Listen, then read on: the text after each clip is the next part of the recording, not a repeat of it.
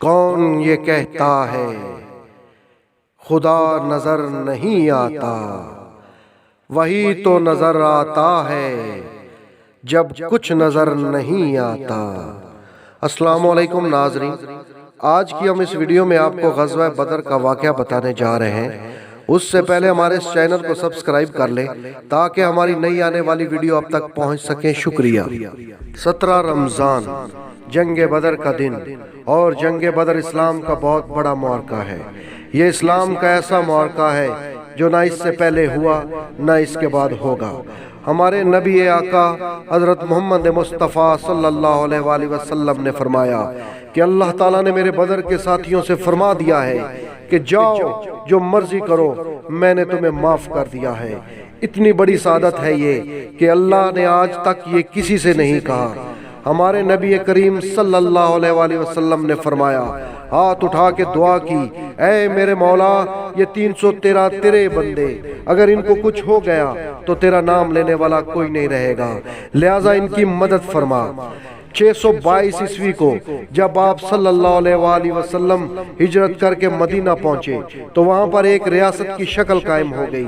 قریش نے لڑنے کی تیاری شروع کر دی۔ ہر گھر سے عورتوں نے اپنے زیورات تک دیے کہ اس سے لڑنے کے لیے ہتھیار خریدو کہ ہم مدینہ والوں سے جنگ کریں گے، اور ابو سفیان کو 40 لوگوں کے ہمراہ بھیجا گیا۔ حضور اکرم صلی اللہ علیہ وآلہ وسلم مسجد میں اپنے چند ساتھیوں کے ساتھ تشریف فرما تھے کہ ان کو معلوم ہوا کہ ابو سفیان 40 لوگوں کے قافلے کے ساتھ جنگی ساز و سامان لے کر آ رہا ہے۔ آپ نے فرمایا کہ چلو فوراً چلتے ہیں تاکہ اس قافلے کو پہنچنے سے پہلے اس پر حملہ کر دیں اور سارا جنگی ساز و سامان اپنے قبضے میں لے لیں، تاکہ وہ سامان قریش کے خلاف جنگ میں ہمارے کام آئے گا۔ آپ نے فرمایا، اور آپ کے فرمان سنتے ہی تمام 313 صحابی اٹھ کھڑے ہوئے، جن میں سے تقریباً 86 مہاجرین تھے اور باقی مدینہ شریف کے مختلف قبائل سے تعلق رکھتے تھے۔ تو سب ابو سفیان کے قافلے پر حملہ کے لیے آپ صلی اللہ علیہ وآلہ وسلم کے ساتھ ہو لیے۔ آپ صلی اللہ علیہ وآلہ وسلم کے پاس 60 اونٹ تھے، ہر اونٹ پہ 3 لوگ سوار تھے۔ حضرت علی رضی اللہ تعالیٰ عنہ آپ کے ساتھ ایک اونٹ پر سوار تھے۔ راستے میں ابو سفیان نے اس خطرے کو بھانپ لیا اور اپنا راستہ ینبوع کی طرف بدل لیا اور ایک قاصد مکہ کو روانہ کر دیا کہ حضرت محمد مصطفیٰ صلی اللہ علیہ وآلہ وسلم ہمارے قافلہ پر حملہ کے لیے نکل پڑے ہیں، تو اس لیے فوراً ہماری مدد کو پہنچو۔ مکہ والوں نے جب یہ خبر سنی تو مکہ میں افراتفری کا عالم ہو گیا۔ بنو عباس اور بنو ہاشم میں کچھ لوگ اندر ہی اندر مسلمان ہو چکے تھے، وہ ساتھ جانے کو تیار نہیں تھے۔ حضرت عباس رضی اللہ تعالیٰ عنہ اندر ہی اندر مسلمان ہو چکے تھے، مگر اپنی قوم کے پریشر میں آ کے وہ بھی ساتھ نکل پڑے۔ اخرس بن شریک بنو زہرہ کا سردار تھا، اس کے بھی 300 آدمی ساتھ نکل پڑے، لیکن کچھ سفر طے کرنے کے بعد ابو سفیان کی طرف سے ایک قاصدان پہنچا کہ ہم مدینہ والوں کے خطرے سے بچ نکلے ہیں، اب آپ لوگ واپس مکہ چلے جاؤ۔ مگر ابو جہل نے کہا کہ نہیں، ہم بدر جائیں گے، وہاں جا کے لونڈیاں نچائیں گے، شراب پئیں گے، اونٹ ذبح کر کے کھائیں گے اور وہاں اپنا جشن منائیں گے۔ یہ سب کچھ کرنے کے بعد ہی واپس جائیں گے، اور اپنے اسی تکبر میں آگے بڑھتے گئے۔ حضرت محمد مصطفیٰ صلی اللہ علیہ وآلہ وسلم جب بدر کے مقام پر پہنچے تو وہاں سامنے دشمنوں کی تعداد 1000 اور یہ 313 تھے۔ ادھر 100 گھوڑے، ادھر 2 گھوڑے، ادھر 8 تلواریں، ادھر 600 تلواریں۔ آپ نے پوچھا کہ بتاؤ اب واپس جائیں کہ آگے بڑھیں؟ اگر واپس جاتے تو سارے عرب سے اسلام کا رعب اٹھ جاتا، لیکن مدینہ والوں سے معاہدہ ہوا تھا کہ مدینہ میں رہ کے آپ کی حفاظت کریں گے، مدینہ سے باہر نہیں، تو لہٰذا اس لیے آپ صلی اللہ علیہ وسلم اب پوچھ رہے تھے کہ بولو اب کیا کرنا ہے۔ تو مقداد بن اس وقت کھڑے ہوئے اور کہا، یا رسول اللہ، ہم بنی اسرائیل کی قوم میں سے نہیں، جیسا کہ ان کی قوم نے حضرت موسیٰ علیہ السلام سے کہا تھا کہ تم اور تمہارا رب جا کے لڑو، جب فتح ہو جائے تو ہمیں بلا لینا۔ اور مقداد بن اسود نے کہا، یا رسول اللہ، ہم یہاں بیٹھے ہیں، آپ چلیں آپ کا رب چلے، آپ تلوار اٹھائیں ہم تلوار اٹھائیں گے، آپ کے آگے قربان ہوں گے، آپ کے پیچھے قربان ہوں گے، آپ کے دائیں قربان ہوں گے، آپ کے بائیں قربان ہوں گے، ہماری لاشوں سے گزر کر آپ تک کوئی پہنچے گا۔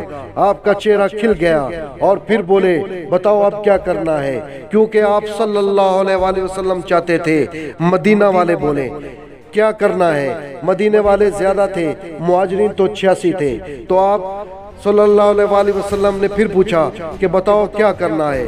سعد بن معاذ کھڑے ہو گئے کہ یا رسول اللہ ہم سوچ رہے تھے کہ مہاجرین ہمارے بھائی ہیں، وہ ہماری ترجمانی بھی کر رہے ہیں، لیکن مقداد کی بات کے بعد پھر آپ کا پوچھنا کہ بولو کیا کرنا ہے، تو مجھے ایسے لگتا ہے کہ آپ ہم مدینہ والوں سے پوچھنا چاہتے ہیں۔ یا رسول اللہ ہم آپ کے ہاتھوں پر ایمان لے آئے، آپ کے ہاتھوں میں ہاتھ دیا، آپ پر بیعت کی، آپ کی غیبی خبروں کو سچا جانا، جو آسمان سے خبر آئی ہم نے کہا حق ہے، سچ ہے۔ تو یا رسول اللہ جس سے لڑنا ہے ہم حاضر ہیں، جس سے توڑنا ہے، جس سے جوڑنا ہے ہم حاضر ہیں، ہمارا مال لے لیں، جو لے لیں گے وہ ہمیں زیادہ محبوب ہوگا۔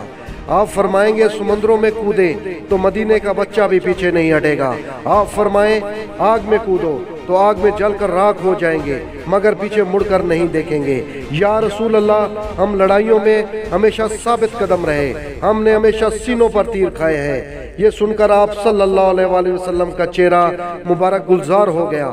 آپ نے کہا بس اب یہاں ابو جہل گرے گا، نشاندہی کر کے بتایا، یہاں امیہ گرے گا، یہاں ابئی گرے گا، ایک ایک کا نام لے کر بتایا، لکڑی سے نشان لگا لگا کر بتایا۔ اور صحابی فرماتے ہیں کہ اگلے ہی دن جہاں آپ کی لکڑی کے نشان تھے وہیں ان کی لاشیں پڑی تھی۔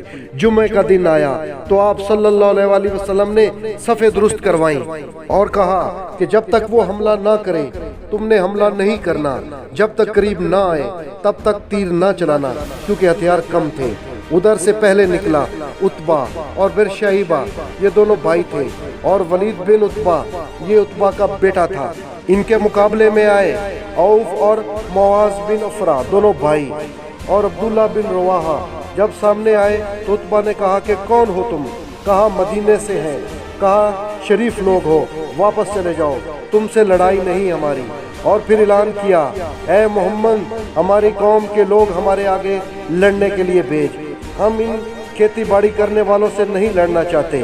آپ صلی اللہ علیہ وآلہ وسلم نے کہا اگر اپنی قوم سے لڑنا ہے تو ٹھیک ہے۔ آپ صلی اللہ علیہ وآلہ وسلم نے پھر اپنی اہل بیت میں سے لڑنے کے لیے آواز دی، کہا حمزہ، عبید، علی بن ابو طالب اٹھو، تو یہ تینوں حضرات اٹھے اور میدان میں پہنچ گئے۔ تو پھر عتبہ نے کہا کہ کون ہو؟ کہا میں حمزہ، میں عبید، میں علی۔ تو حضرت حمزہ اور حضرت علی نے ان دونوں باپ بیٹوں کے سر تن سے جدا کر دیے، مگر حضرت عبید شیبہ سے لڑتے ہوئے زخمی ہو گئے۔ حضرت علی رضی اللہ تعالیٰ عنہ نے شیبہ کا بھی سر تن سے جدا کر دیا اور حضرت عبید کو زخمی حالت میں آپ صلی اللہ علیہ وآلہ وسلم کے پاس لے آئے۔ تو آتے ہی حضرت عبید آپ کے قدموں میں گر پڑے اور کہا یا رسول اللہ میں شہید ہوں۔ آپ صلی اللہ علیہ وآلہ وسلم نے کہا ہاں میں گواہ ہوں تم شہید ہو۔ اور واپسی پہ حضرت عبید بن حارث رضی اللہ تعالیٰ عنہ رستے میں اپنے خالق حقیقی سے جا ملے۔ تو جب یہ تینوں جنم وصال ہوئے تو ابو جہل نے کہا کہ فوراً حملہ کرو۔ تو آپ صلی اللہ علیہ وآلہ وسلم نے کہا کہ تیر سنبھال کے رکھنا، جب حملہ ور زد میں آئے تو چلانا۔ پھر تیر چلے، آپ نے ہاتھ کی مٹھی میں ریت اٹھائی اور پھینک دی اور سب کی آنکھوں میں ریت پڑ گئی۔ جنگ سے پہلے ہوا کا ایک تیز ترین جھونکا آیا، سب نے پوچھا یا رسول اللہ یہ کیا ہے؟ آپ نے کہا کہ جبرائیل علیہ السلام 500 فرشتوں کے ساتھ آ گئے ہیں۔ تھوڑی دیر بعد پھر دوبارہ اسی طرح ہوا کا ایک اور جھونکا آیا، تو پھر سب نے پوچھا یا رسول اللہ اب کیا ہے؟